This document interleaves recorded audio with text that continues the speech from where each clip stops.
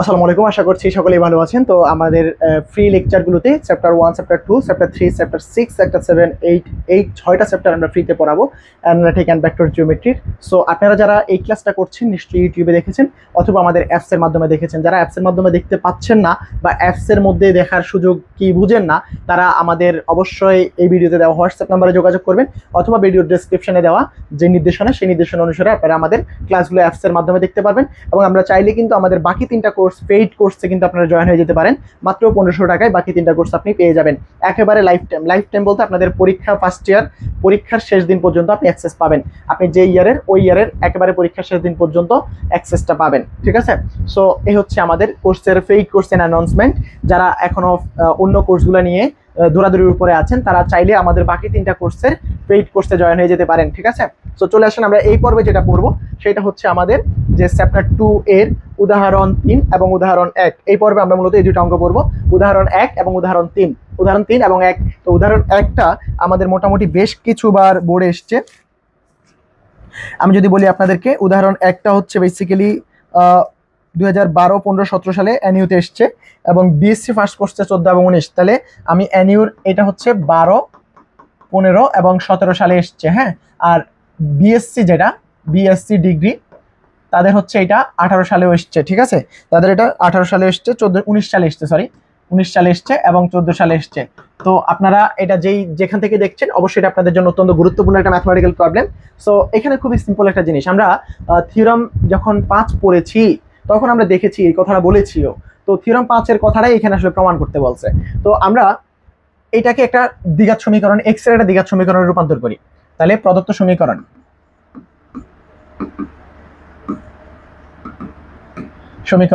A x square plus 2hxy plus by square equals to 0, এটাকে 1 নং দেই। তো এটা থেকে আমরা লিখতে পারি,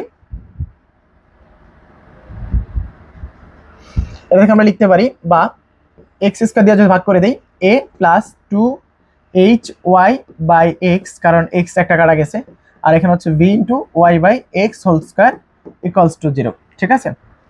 এখন আমরা x দিয়ে ভাগ করছি, x স্কয়ার দিয়ে ভাগ করছি, এখানে আপনাকে অবশ্যই মাথায় রাখতে হবে x is not equal 0, x এর মান 0 হতে পারে না, ঠিক আছে? 0 হলে কিন্তু ভাগ করার রুলসটা নেই। এখন দেখেন এই যে এই 2 নং ইকুয়েশনটা, 2 নং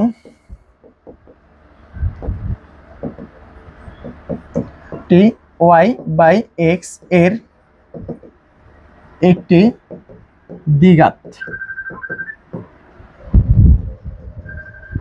সমীকরণ, ওকে? তা আমরা জানি এটা দ্বিঘাত সমীকরণ যে ax square plus bx plus c।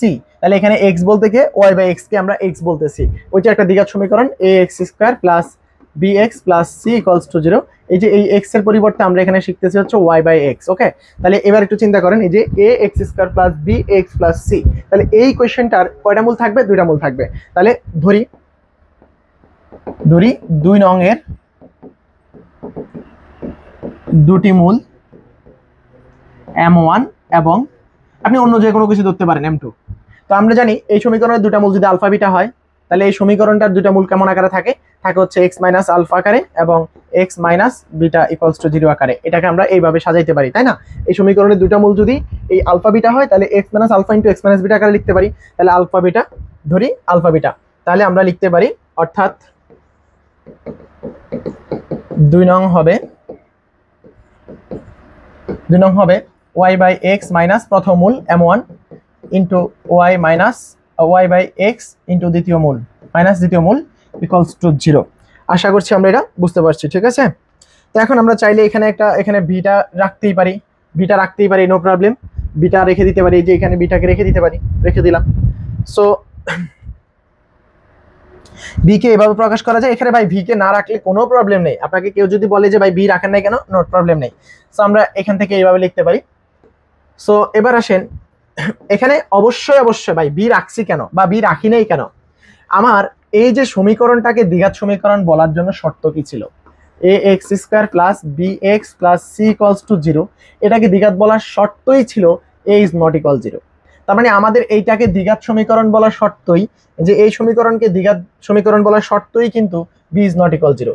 তো ভি যদি 0 হয় তাহলে কিন্তু ভাই এখানে বি কে গুণ করলে এটা 0 হয়ে যাবে, তাহলে বি 0 না বিদায় আমি এখানে গুণ করতে পারি অথবা বি কে এখান থেকে সরায় নিতে পারি। ঠিক আছে, তাহলে এবার আসেন এখান থেকে লেখা যায় এটা সমান 0, তাহলে y by x minus m1 equals to 0 বা y by x equals to minus m2 equals to 0। তাহলে এখান থেকে লেখা যায় y equals to mx m1x এবং এখান থেকে লেখা যায় y ইকুয়ালস টু m2x। তাহলে এটা একটা সরল রেখার ইকুয়েশন, এটা আরেকটা সরল রেখা ইকুয়েশন, যারা হচ্ছে মূল বিন্দুগামী দুটি সরল রেখা নির্দেশ করে। তো আশা করছি আমরা প্রথমেই 1 নম্বর উদাহরণটা বুঝে গেছি। তো আমাদের পরবর্তীতে যে 3 নম্বর উদাহরণ আছে সেটা যদি আমরা দেখি, প্রশ্নে কি বলছে। প্রশ্নে বলছে যদি এই সমীকরণটি একজোড়া সরল রেখা প্রকাশ করে তবে ল্যামডার মান নির্ণয় করো। খুবই সিম্পল এবং সহজ একটা কোশ্চেন। আমরা একজোড়া সরল রেখা যদি ax² plus b 2hxy 2hxy plus by² plus 2gx plus 2fy plus c equals to 0 যদি একজোড়া সরলরেখা নির্দেশ করে, তাহলে আমরা বলছিলাম del equals to ahg fc fc মাঝখানে হচ্ছে v ইকুয়ালস টু 0। এটা আমরা জানি, তাই না? এটা আমরা জানি। তো এই যে এইটা আমরা জানি, এই মানটা আমরা এখানে লিখে এখান থেকে আমরা ল্যামডার মানটা বের করে দেব। তাহলে আমি এখানে পুরো ব্যাপারটা আসলে আমরা আগেই পড়ে ফেলছি। সো আমরা এখন এই তাহলে এটা হচ্ছে আমরা এটাকে লিখবো হচ্ছে প্রদত্ত সমীকরণ 1 আর 1 কে এত এর সাথে তুলনা করে পাই, এর সাথে তুলনা করে পাই a ইকুয়ালস টু ল্যামডা। এটা হচ্ছে আমাদের एग्जांपल 3 এর 2 নাম্বার ম্যাথ। 1 নাম্বারটাও সেম, আপনারা 1 নাম্বারটাও সেম ভাবে করবেন। a equals to lambda 2h equals to -10 বা h ইকুয়ালস টু লিখলে আমরা -5 লিখবো, h ইকুয়ালস টু -5। তারপরে v হচ্ছে y স্কয়ারের সহগ, সেটা হচ্ছে 12 আর c হচ্ছে -3 আর x এর সহগ হচ্ছে 2g, তাহলে g ইকুয়ালস টু 5/2 আর আমাদের এখানে f হচ্ছে 2f হচ্ছে y এর সহগ, তাহলে হচ্ছে f ইকুয়ালস টু y সহগের অর্ধেক -8। তাহলে আমরা আশা করছি বুঝতে পারছি a b c g f, হ্যাঁ g f এগুলো সব আমরা বের করে ফেলছি, h ও বের করে ফেলছি। তাহলে এখন 1 নং সমীকরণ যদি একজোড়া সরলরেখা নির্দেশ করে,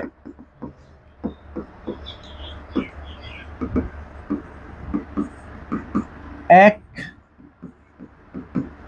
জোড়া সরল রেখা প্রকাশিত হলে del equals to A B C. আমি ওই যে ডেলের মানটা সরাসরি বসিয়ে দিচ্ছি, আপনারা চাইলে ডেলটা বসিয়ে দেন ওটার মান বের করে লিখতে পারেন। আর যারা মুখস্থ করে ফেলছেন তারা তো এটা সরাসরি এটা লিখবেন, আমার মুখস্থ নেই, সো আমি এটা দেখে দেখে লিখবো। আমি এখানে নিশ্চয়কটা এইভাবে বসিয়ে তারপরে বের করে বলতে পারতাম, সেটা আপনারা করবেন, আমি এটা আগে থিওরিতে পড়িয়েছি। সো এবার এখানে চলে আসেন, আমি সরাসরি মানটা বসিয়ে দিই, plus 2f gh minus af square minus bg square minus ch square, এটা ইকুয়ালস টু 0 আমরা জানি। ঠিক আছে, সো এখানে আমি আর অঙ্কই করাবো না, আর কিচ্ছু করাবো না, আপনারা জাস্ট হচ্ছে একটু দেখেন এই যে 2 নাম্বার ম্যাথমেটিক্যাল প্রবলেমটা আমরা এই যে এই পর্যন্ত লিখে ফেলেছি, এই যে আমরা এখান পর্যন্ত লিখে ফেলেছি, দেখেন এই যে এই পর্যন্ত আমরা কিন্তু লিখে ফেলেছি, করে ফেলেছি। ঠিক আছে, করে ফেলেছি। এখন আপনারা দেখেন এই যে এখানে উপরে মানগুলো আছে, সব উপরে সব মান বের করা আছে, আপনারা ওইখান থেকে মানগুলো জাস্ট এই লাইনে বসিয়ে দেবেন। বসিয়ে দেওয়ার পরে আপনি দেখেন এই হিসাব নিকাশটা ক্যালকুলেটরের মধ্যে চলে আসবে, ল্যামডার মান পেয়ে যাবেন হচ্ছে 2। তাহলে ল্যামডার মানটা আপনারা বের করে ফেলতে পারবেন এইটার মাধ্যমে, এবং 3 এর 1 নাম্বার প্রবলেমটাও কিন্তু আপনারা সেম ভাবে করে ফেলবেন। তো ধন্যবাদ, পরের পর্বে আবার দেখা হয়ে যাবে। আর আবারও বলছি, যারা ইউটিউব চ্যানেলে নতুন, যারা এখনো ক্লাসটা দেখতেছেন কিন্তু সাবস্ক্রাইব করেননি, অবশ্যই ইউটিউব চ্যানেলকে সাবস্ক্রাইব করে দিবেন আর বন্ধু বান্ধবদের সাথে অবশ্যই শেয়ার করবেন। আরেকটা কথা হচ্ছে লাইক, কমেন্ট এবং শেয়ার, এই 3টা কিন্তু অবশ্যই করবেন। কারণ হচ্ছে লাইক, কমেন্ট, শেয়ার করলে আমি বুঝতে পারবো আপনারা ক্লাসগুলো দেখে ভালো লাগতেছে আপনাদের, অথবা আপনারা ক্লাস সম্পর্কে আপনাদের অনুভূতি জানাচ্ছেন। আর এটা না জানালে ভাই আমার এই যে কষ্ট করে আপনাদের জন্য ক্লাসগুলো বানানো আসলে বৃথা, কারণ আপনাদের পছন্দ হয়নি। কারণ আমি তো চাইছি যে আপনারা যেন পছন্দ করেন, তো ওই জায়গাটা আপনারা একটু ঠিক রাখবেন। সো আপনারা লাইক, কমেন্ট, শেয়ার করবেন, বন্ধুদের সাথে অবশ্যই শেয়ার করবেন। তো ভালো থাকবেন, পরের পর্বে আবার দেখা হচ্ছে। আসসালামু আলাইকুম।